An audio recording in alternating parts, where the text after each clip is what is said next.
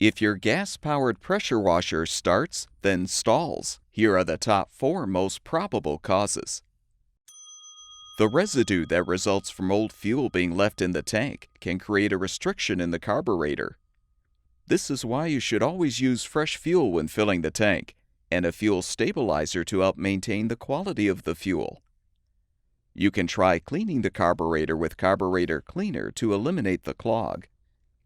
If cleaning is not effective, you can often purchase a carburetor repair kit to replace some of the components, or install a new carburetor altogether.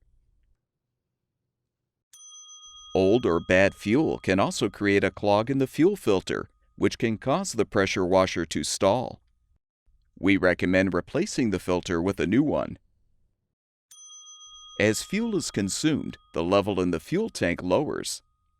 To make up for this, fuel caps have small vent holes to allow air into the tank.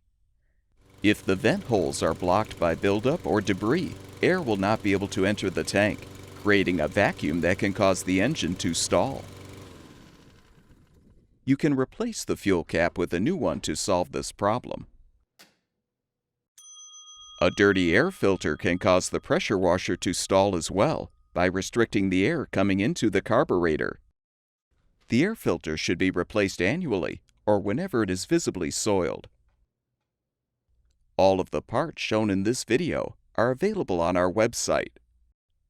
Be sure to enter the full model number of your pressure washer or the pressure washer's engine to find the specific replacement part that will fix your problem.